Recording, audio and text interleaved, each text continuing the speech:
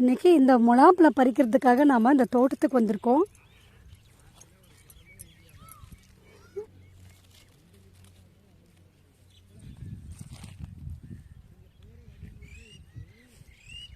இது ஃபுல்லாகவே உங்களுக்கு முலாம்பழம் தான் போட்டிருக்காங்க இந்த தோட்டத்தில்.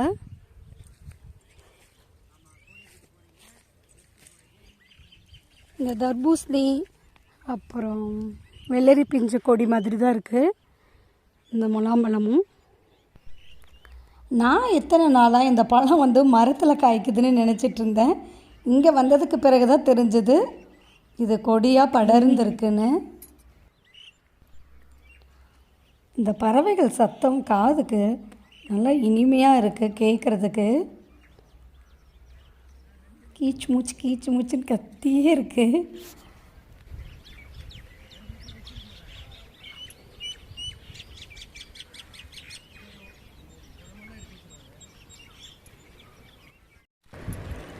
இப்போ நம்ம இந்த பழத்தெல்லாம் பறிச்சுக்கலாம். இது என்னங்க இப்படி தொட்டால் அழகாக வந்துடுது. நான் கூட கஷ்டப்பட்டு பறிக்கணும்னு நினச்சேன். ரொம்ப ஈஸியாக பறிக்க முடியுது. இந்த பழம் எல்லாம் சொட்டு நீர் பாசத்தின் மூலயமா விளையுது. அதனால் நல்லா டேஸ்ட்டாக இருக்கும். நல்லா பழமெல்லாம் பாருங்கள் மஞ்சள் கலராக இருக்குது. ஒவ்வொரு பழமும் பறிக்கும்போது நல்லா வாசமாக இருக்குது. இது ரொம்ப புட்டியாக இருக்குது. பச்சையா இப்போ ஒரு ரோலையே எவ்வளோ பழங்கள் இருக்குதோ அந்த லைனில் ஃபுல்லாக இருக்கிறதெல்லாம் பறித்து ஒவ்வொரு இடத்துல வச்சுக்கலாம். அப்புறம் மொத்தமாக நாம் எடுத்துக்கலாம். ஒரு சில பழங்கள் பார்த்திங்கன்னா அந்த மண்ணிலேயே இருக்கிறதுனால புழு அரிச்ச மாதிரி இருக்குது. இப்போ அது நம்மளுக்கு தேவைப்படாது. இந்த இடத்துல பாருங்கள் எல்லாம் பிஞ்சாக இருக்குது இந்த முலாம்பழம்.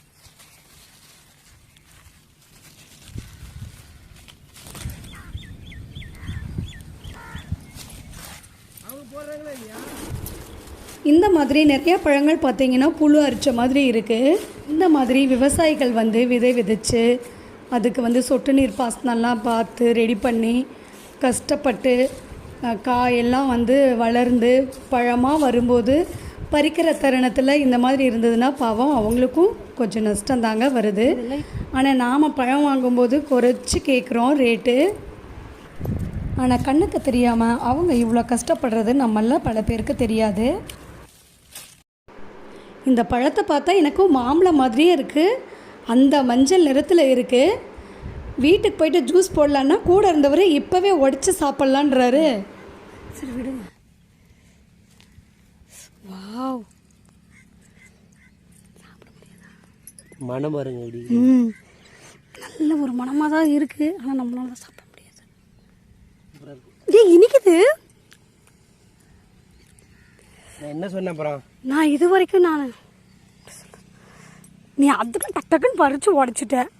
நல்லா இனிப்பாக இருக்குது. நல்லா இனிப்பாக இருக்கு. அப்பா வெள்ளரி பழம் எப்படி இருக்கும் பாருங்க எப்படி சாப்பிட்றேன். இந்த மாதிரியே அங்கங்கே பறித்து வச்சுருக்கிறோம். இது எல்லாத்தையும் ஒன்று சேர்த்து சாக்கில் போட்டு கட்டிட்டு வண்டிக்கு எடுத்துகிட்டு போயிட்டு எடை போட்டுட்டு தான் வீட்டுக்கு எடுத்துகிட்டு போக முடியும். வாழை படத்தில் வாழை தாரை அறுத்துட்டு தோட்டத்திலேருந்து எடுத்துகிட்டு போகிறதுக்கு சிரமமாக இருக்கும். அந்த மாதிரி தாங்க இதுவும். இது சின்னதாக முழாம்பழமாக இருக்கிறதுனால நம்ம எடுத்துகிட்டு போகிறதுக்கு ஈஸியாக இருந்தாலும் மூட்டை பிடிச்சி எடுத்துகிட்டு போகும்போது பாருங்கள் வெயிட் அதிகமாக இருக்கும். இந்த மூட்டை 50 கிலோ. இதுவே தர்பூசணியாக இருந்தால் ஒரு பழமும் 7 கிலோ 10 கிலோ 5 கிலோ அந்த கணக்கில் வரும். அப்படி பார்த்திங்கன்னா இந்த சாக்கில் 4-5 தான் பிடிக்கும். இப்படி தாங்க ஒவ்வொரு பொருளும் தோட்டத்திலிருந்து நம்ம எடுத்துகிட்டு வர முடியும். ரொம்ப சிரமமாக படுறாங்க விவசாயிகள். இந்த வீடியோ உங்களுக்கு பிடிச்சிருந்துன்னா உங்கள் ஃப்ரெண்ட்ஸ்க்கும் ஷேர் பண்ணுங்கள், லைக் பண்ணுங்கள். புதுசாக இப்போ தான் என்னோடய வீடியோ பார்க்குறீங்கன்னா கீழே இருக்கிற ரெட் கலர் சப்ஸ்கிரைப் பட்டனை கிளிக் பண்ணிவிடுங்க. என்னோடய வீடியோ பார்த்தவங்க அனைவருக்கும் நன்றி.